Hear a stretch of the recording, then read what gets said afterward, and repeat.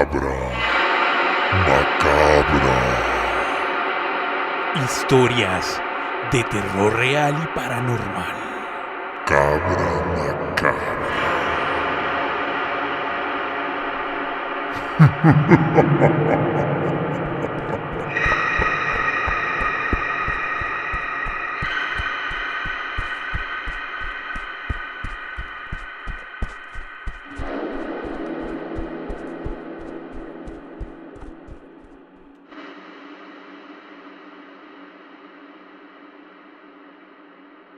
¿Qué tal? Les saludamos de nueva cuenta, amigos de Cabra Macabra. Vamos a reactivar este proyecto. Vamos a pasar a lo que es la segunda temporada después de prácticamente 4 años de ausencia, ya que hubieron ciertos incidentes, varias circunstancias que han dificultado la consecución, ¿no?, de aquella primera temporada en la cual estuvimos experimentando con varios clips, tanto de historias como llamadas, así como historias narradas de manera unísona, como ahorita lo vamos a hacer. Y vamos a apelar al eslogan que tenemos, ¿no?, que es historias de terror real y paranormal. Hoy vamos a hablar de una historia de terror real. Se trata de la historia de Daniel Arizmendi López, mejor conocido como el Mochaorejas. Y vamos a explorar una de las historias más impactantes del México de finales del siglo XX. Hoy vamos a hablar de Daniel Arizmendi López, un hombre que pasó de ser un joven de origen humilde a convertirse en uno de los criminales más temidos del país, conocido por todos como el Mochaorejas. Su historia no es solo la de un delincuente, sino un reflejo de una época marcada por la desigualdad, la corrupción y el miedo.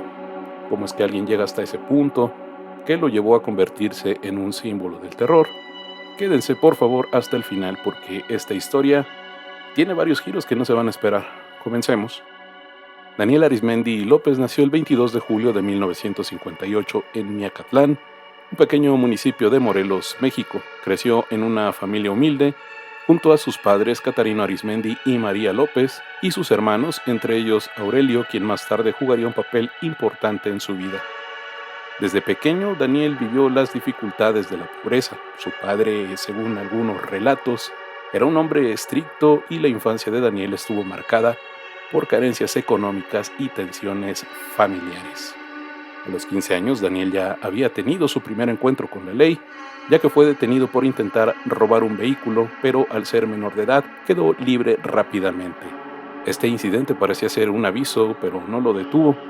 En 1967 su familia se mudó a la Ciudad de México buscando mejores oportunidades. Sin embargo, la vida en los suburbios de Nezahualcóyotl no fue mucho más fácil, ya que Daniel dejó los estudios a los 16 años de edad y comenzó a trabajar en el taller de su padre, donde fabricaban ropa para bebés, como bufandas, chambritas de lana, y aunque ganaba poco, apenas unos 240 pesos de la época, y la frustración por no salir adelante empezó a crecer. En 1977, a los 19 años de edad, se casó con María de Lourdes Arias, una joven que conoció desde la infancia. Juntos tuvieron 2 hijos, Daniel y Sandra, pero la estabilidad familiar no calmó sus ambiciones ni su resentimiento hacia una vida que sentía que no le ofrecía lo suficiente. Para entonces Daniel ya buscaba formas de ganar dinero rápido. A los 17 años, junto con 2 de sus hermanos y algunos amigos, formó una pequeña banda dedicada al robo de autos en Nezahualcóyotl, Chalco y Texcoco. Este fue su primer paso en el mundo del crimen, un camino que en ese momento parecía pequeño, pero que más tarde iremos viendo cómo lo llevaría a lugares mucho más oscuros. A finales de los años 70, Daniel dio un giro inesperado, se unió a la Policía Judicial de Morelos como agente. Así es, el hombre que más tarde sería perseguido por las autoridades alguna vez estuvo del lado de la ley, pero este trabajo no duró mucho. Algunos dicen que fue despedido por recortes de personal, otros que su comportamiento ya levantaba sospechas. Lo cierto es que durante su tiempo como policía, Daniel aprendió cosas que más tarde usaría en su contra, cómo operaban las autoridades, cómo evadirlas y sobre todo cómo funcionaba el mundo del crimen desde adentro. Fue en esa época cuando conoció a un delincuente apodado El Móvil, quien le enseñó a abrir autos con herramientas simples como un desarmador y pinzas. Este encuentro marcó un antes y un después. Daniel dejó atrás los pequeños robos y empezó a soñar en grande. Pero el grande cambio llegó cuando una sobrina suya le contó una historia. En Cuernavaca, una joven había sido secuestrada y su familia pagó $1,000,000 por su liberación. Para Daniel, esa cifra era una fortuna inimaginable. Fue como encender una chispa. El 11 de junio de 1995, Daniel y su banda dieron el salto. Secuestraron a su primera víctima, el dueño de una gasolinera. Pidieron $1,000,000, pero tras negociar aceptaron 350,000. La víctima fue liberada y Daniel se dio cuenta de algo. Secuestrar era mucho más lucrativo que robar autos. Pero también aprendió que negociar podía ser el negocio menos rentable y decidió que no volvería a ceder tan fácil. Su segundo secuestro, el 7 de diciembre de 1995, fue diferente. La víctima fue Leobardo Pineda, un empresario dueño de varias bodegas de Ixtapaluca, Estado de México. La familia se negaba a pagar el rescate y Daniel, frustrado, tomó una decisión que lo definiría para siempre. Con unas tijeras le cortó una oreja a Pineda y la envió a su familia como advertencia. El impacto fue de inmediato.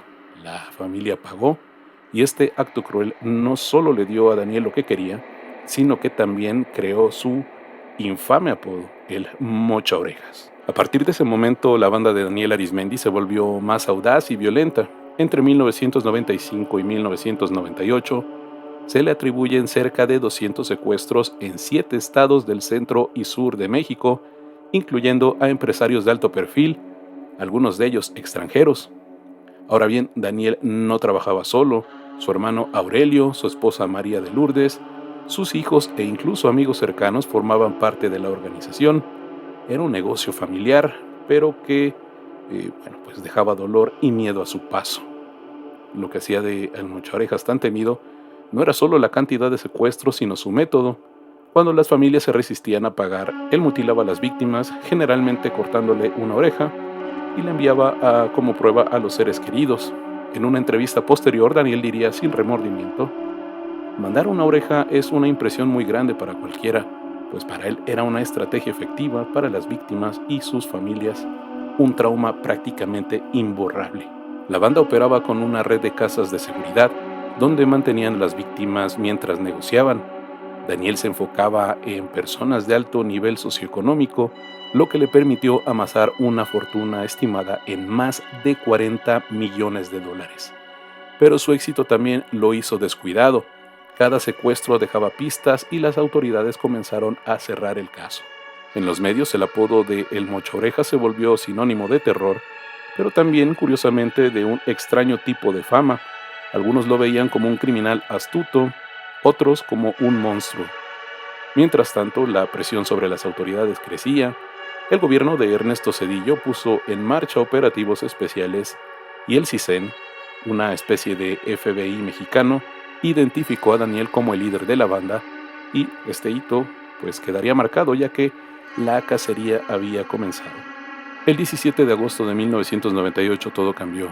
Ese día, el grupo antisecuestros Yaqui, formado por policías de varias entidades y el CISEN, logró un golpe decisivo.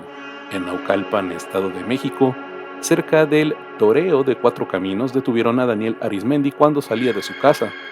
Este no opuso resistencia y junto a él cayeron su esposa, sus hijos y varios cómplices. En un cateo a su domicilio, las autoridades encontraron una fortuna: $30 millones, 600 centenarios de oro y más de $500,000 en efectivo. También hallaron pruebas de sus crímenes, incluyendo documentos y objetos relacionados con las víctimas. Ese mismo día, Daniel confesó haber cometido al menos 4 asesinatos, aunque se cree que el número real es mayor. La noticia de su captura fue un alivio para el país. Pues es necesario recordar que en una conferencia de prensa el procurador general Jorge Madrazo Cuéllar anunció el fin de la banda de El Mocha Orejas, pero la historia no terminó ahí. En el año 2003, Daniel Arizmendi fue sentenciado a 393 años de prisión por delitos como secuestro, delincuencia organizada, posesión de armas y homicidio. Sin embargo, según las leyes mexicanas, solo cumpliría un máximo de 50 años. Actualmente él sigue preso en el penal de máxima seguridad de El Altiplano, en el Estado de México. En 2002, un tribunal revocó una condena de 40 años por posibles irregularidades en el proceso, como declaraciones obtenidas bajo presión. pero esto no significó su libertad. Daniel sigue tras las rejas y los amparos legales continúan. Cabe destacar que la historia de El Mocha Orejas dejó una marca profunda en México, no solo por el dolor que causó a cientos de familias, sino porque expuso las faltas de un sistema donde la corrupción y la impunidad permitieron que alguien como él operara durante tanto tiempo.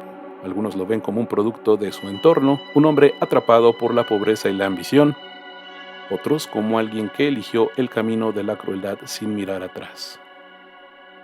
Y bueno, pues lo que sí es cierto es que su caso nos obliga a preguntarnos qué es lo que lleva a una persona a cruzar esta línea y qué podemos hacer como sociedad para que historias como estas no se repitan, y por supuesto cuál es la labor de pues la parte del gobierno, ¿no? Que tendría que implementar políticas públicas tanto preventivas como represivas. Y bueno, pues hasta aquí la historia de Daniel Arizmendi, El Mocha Orejas. Gracias por acompañarnos, amigos de Cabra Macabra, en este recorrido y un capítulo oscuro pero importante de nuestra historia. Si te gustó, pues este episodio, por favor, no olvides dejar tu like, suscribirte y activar la campanita para no perderte de nuestros próximos contenidos. También, por favor, guárdanos en tu biblioteca de Spotify o de cualquier plataforma de streaming que utilices para escuchar este podcast. Pues muchas gracias y vamos a darle continuidad a este gran proyecto. Cabra Macabra, muchas gracias. Buenas noches.